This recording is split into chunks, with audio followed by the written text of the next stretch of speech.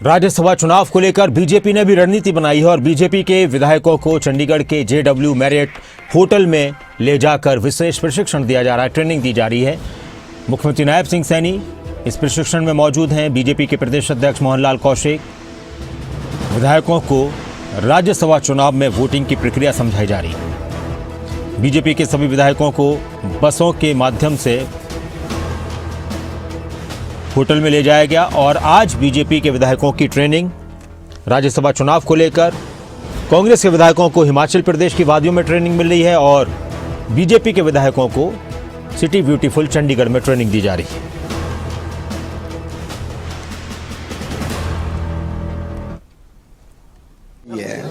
कोई त्रुटि ना हो, कोई गलती ना हो जाए, इसमें बुराई क्या है? अब अगर कांग्रेस भी गई अपने विधायकों को प्रशिक्षण देने लेके गई तो इसमें वो यहाँ भी दे सकते थे, हम भी तो यही हैं, मगर उनका कोई उनकी पार्टी की स्ट्रेटेजी होगी, वो अपना काम करेंगे, हम अपना काम करेंगे। मंत्री जी, आपके पास तो 48 विधायक है, संजय भाटिया को 31 ही नंबर चाहिए, चलो उससे ऊपर भी कुछ नंबर्स की तैयारी जरूर होती है अमूमन, तो क्या वजह हो रही है जो आपको प्रशिक्षण, चलो ठीक है वो तो आप होते हैं, प्रशिक्षण तो यहाँ भी होते रहे। सीखने में कोई बुराई थोड़ी नहीं है, हर चीज को हम लोग दूसरे एंगल से नहीं देख सकते। अपने विधायकों को प्रशिक्षित करना अच्छी बात है। देखिए बहुत जरूरी है, अगर एक डॉट भी कहीं वो इधर से उधर हो गई तो उसमें त्रुटि की वजह बन सकती है। अच्छा है अगर सब विधायक हैं, सेशन भी चला हुआ है, इस दौरान सब लोग अगर बैठ के कोई चीज समझ लेते तो इसमें कोई बुराई नहीं। ऑब्जर्वर भी बना दिए हैं भारतीय जनता पार्टी ने अपने।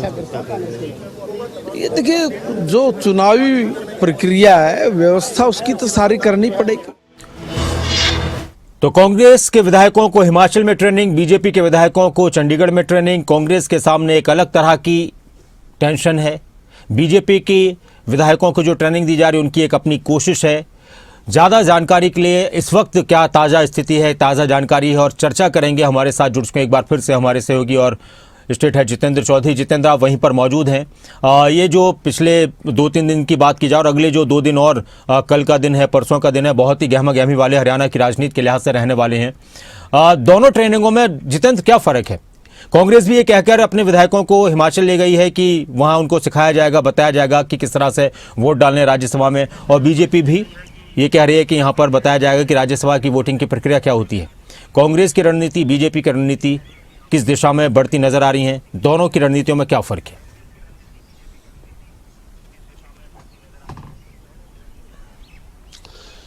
देखिए, बिल्कुल एक और बचाव की राजनीति है और दूसरी ओर तोड़ने की राजनीति है। ये अगर आप कहें कि बहुत कम शब्दों में कहना है तो ये इस पूरी स्ट्रैटेजी का निचोड़ है। कांग्रेस अपने 37 विधायक हैं, चाह रही है कि 37 के 37 विधायक इस तरीके से उनकी तैयारी करवाई जाए, इस तरीके से उनको ये बताया जाए कि पार्टी के प्रति किस प्रकार से उनको वफादार रहना है और पार्टी के प्रत्याशी को जिताने का काम करना है।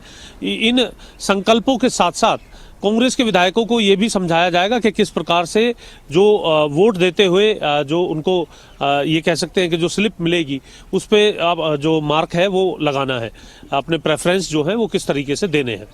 यही प्रोसेस हालांकि भाजपा के विधायकों को भी यहाँ पर सिखाया जाएगा, लेकिन भाजपा की पूरी रणनीति जो है वो यह भी रहेगी कि जो निर्दलीय प्रत्याशी है, क्योंकि नासिर अगर एक उम्मीदवार दोनों तरफ होता, एक और संजय भाटिया होते, दूसरी तरफ करमबीर बौद्ध होते, तो दोनों निर्विवाद जो है वो जीत जाते, किसी प्रकार के चुनाव की आवश्यकता नहीं पड़ी।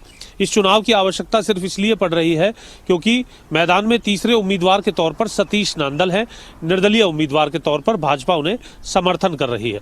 ऐसी स्थिति जब पहले 2 चुनावों में रही है, उन 2 चुनावों की वजह से इस सियासी सरगर्मियों का पारा बढ़ने की ज़्यादा आवश्यकता पड़ी है, क्योंकि दोनों चुनाव जो है वो नंबर से उलट रिजल्ट के तौर पर देखने के लिए मिले थे। सुभाष चंद्रा का चुनाव हो या फिर कार्तिकेय शर्मा का चुनाव हो, दोनों तरफ एक तरफ वोट कैंसिल हुई थी, दूसरे में नया फॉर्मूला था, वोट अलग तरीके से कैंसिल होते हुए नजर आई थी, जिसका फायदा कार्तिकेय शर्मा को मिलता हुआ नजर आया था साल 2016 और साल 2022 में। अब साल 2026 के इस चुनाव के अंदर कांग्रेस उन तमाम बातों को ध्यान में रखते हुए, उसकी पुनरावृत्ति ना हो, उसमें कोई स्ट्रेटजी काम ना कर पाए भाजपा की या फिर सतीश नांदल की, उसको ध्यान में रखते हुए अपनी तैयारी में जुटी हुई है। वहीं भाजपा की तरफ से जहां 31 वोट एक जो सांसद के लिए चाहिए, उससे कहीं अधिक वोट होने के बावजूद भी भाजपा इस स्ट्रेटजी में लगी है, क्योंकि कुल 90 में से 40 विधायक ऐसे हैं जिसमें निर्दलीय भी है, जिसमें इनेलो के विधायक भी हैं, जिसमें कांग्रेस भी है, बीजेपी भी है, जहां नए विधायक चुन करके आए हैं 40 विधायक 90 में से। अपने आप में यंग विधानसभा के तौर पर भी इसको देखा जा सकता है और उन विधायकों को पूरे तौर पर यह पता हो कि एक डॉट भी अगर गलत लगता है तो वो किस प्रकार से उनके वोट को रद्द कर सकता है। इसका पूरा मॉक ड्रिल कराने का काम कांग्रेस और बीजेपी दोनों तरफ करते हुए नजर आ रही है। कांग्रेस कुफरी हिमाचल प्रदेश, जहां कांग्रेस शासित सरकार है, और चंडीगढ़ के अंदर ही सभी भाजपा के विधायकों को लेकर के भाजपा तैयारी कर रही है। अपने चुनाव प्रभारी हर्ष सांघवी जो है, उनके साथ मुख्यमंत्री नायब सैनी, प्रदेश अध्यक्ष मोहनलाल बड़ोली और साथ में सतीश पूनिया जी, और प्रदेश के जो महामंत्री हैं कृष्ण बेदी, और साथ ही साथ चुनाव को लेकर के कई और एजेंट जो है वो बनाए गए हैं, काउंटिंग एजेंट, पोलिंग एजेंट जो है वो भी बनाए गए हैं, वो भी इस बैठक के अंदर मौजूद है। तो पूरे तौर पर स्ट्रैटेजीज बनाई जा रही है और स्ट्रैटेजी साफ है। एक तरफ भाजपा की ये स्ट्रैटेजी रहेगी कि कांग्रेस को जो इससे पहले 2 चुनावों में नंबर होने के बाद भी शिकस्त देखनी पड़ी है, वो इस बार सतीश नांदल किस तरीके से दिखा सकते हैं और अपने किसी भी उम्मीदवार से कोई कोताही, कोई गलती ना हो, उससे किस तरीके से सुनिश्चित रहा जा सकता है। यह अंतिम पंक्ति हालांकि दोनों तरफ अप्लाई होती है। जी अच्छा जितेंद्र, तो जो हरियाणा बीजेपी के विधायक हैं, आज और कल दोनों दिन होटल में ही रुकने वाले हैं, और क्या उन लोगों के लिए भी कुछ बाउंडेशंस हैं कि होटल से कहीं बाहर नहीं जाना, या वो आना जाना कर सकते हैं? चंडीगढ़ में तो रहेंगे, ये तो पहले से बीजेपी की तरफ से कह दिया गया था कि 14 से लेकर 16 तारीख तक सभी 13 से 14 से लेकर 16 तारीख तक सभी विधायकों को चंडीगढ़ में रहना है। लेकिन क्या यहाँ के अलावा कहीं चंडीगढ़ में आना जाना भी हो सकता है उनका, या होटल से अलावा कहीं जाना नहीं है उनको?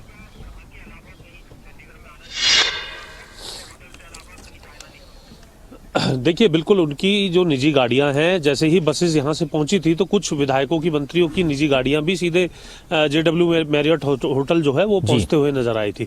तो कुछ को अगर ऐसा कुछ काम होगा, क्योंकि चंडीगढ़ में ही है विधायक, चंडीगढ़ में ही उनके सरकारी आवास है, विधायकों के सरकारी फ्लैट है, MLA हॉस्टल है, उनको अगर कोई आवश्यकता होती है तो ऐसी कोई बाउंडेशन जो है वो नहीं है। लेकिन मीटिंग का जो वक्त होगा, मॉक ड्रिल का जो वक्त होगा, नेताओं के साथ जो छोटी टोली को लेकर के कोई बैठकें जो होंगी इंटरनल, कल भी इस तरीके से बैठकें होंगी।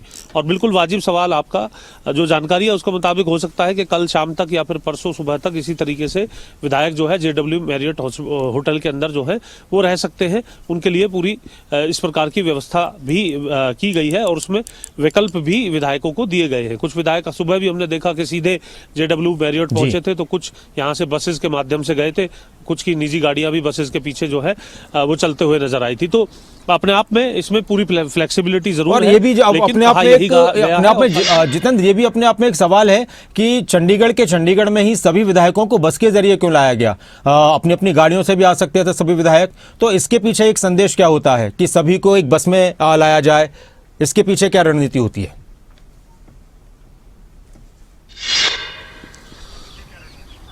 देखिए, बस में लाने का मतलब कोई ऐसा नहीं है कि उनको घेर करके और जो है होटल तक ले जाना है।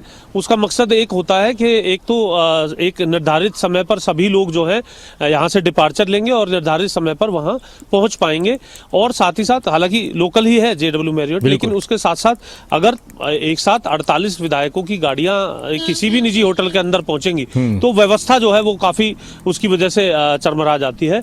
तो कई बार व्यवस्थागत कारणों को देखते हुए भी भी इस प्रकार के फैसले जो है वो करने होते हैं। कांग्रेस विधायकों की भी, कुछ विधायकों की गाड़ियां जो है वो इन जो मिनी बसेज में जिन्हें में ले जाया गया है उनके साथ भी गई है, और इसी तरीके से यहाँ भी ये देखने के लिए मिला था। तो एक सहूलियत के नाते इस प्रकार का फैसला होता है कि इस तरीके से विधायकों को ले जाया जाता है। आज सुबह, कल भी हमने आपको बसेस दिखाई थी, आज सुबह भी हमने दिखाया कि किस तरीके से बस जो है उसको जो बार बार जो है उसकी पार्किंग को लेकर के आगे पीछे उसको किया जा रहा था। पहले एक सफेद कलर की बस थी, उसके पीछे एक दूसरी काले कलर की बस थी, एक और बस की व्यवस्था थी। तो पूरे तौर पर जो व्यवस्था है, लेकिन उनका ट्रैवलर एक था तीनों का, जहां से वो बस मंगवाई गई थी।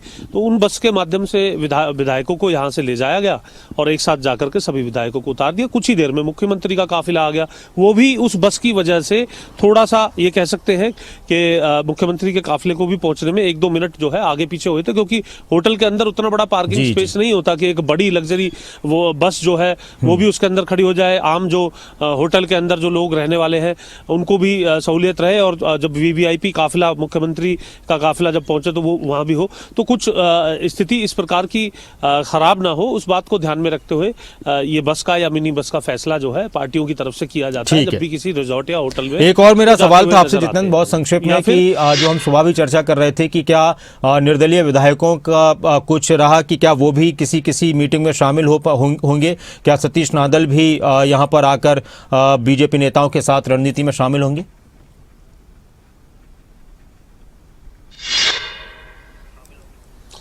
देखिए, एक बात साफ है नासिर, ये सवाल हमने भी पूछा था, संसदीय कार्य मंत्री से भी पूछा था, लेकिन ये एक ऐसा सवाल है जिसका जवाब जो है साफ तौर से कैमरे के सामने या फिर अपने खुले तौर पर कोई भी भारतीय जनता पार्टी के नेता जो है अभी कहते हुए नजर नहीं आ रहे हैं। और इसीलिए ये कह सकते हैं कि हरियाणा निवास, ये एमएलए हॉस्टल की का जो दायरा है, परिधि है, इससे दूर शायद इसीलिए रखा गया है कि सुबह शाम दोपहर देर रात जब भी कभी ऐसा मौका लगेगा तो हो सकता है कि सतीश नांदल वहां जाएं, लोगों से, विधायकों से कुछ अपील करें या किसी मीटिंग में हिस्सा लें, लेकिन वो सारी चीजें मीडिया के सामने चर्चा में बिल्कुल भी नहीं है। एक कयास के तौर पर हम जरूर कह सकते हैं।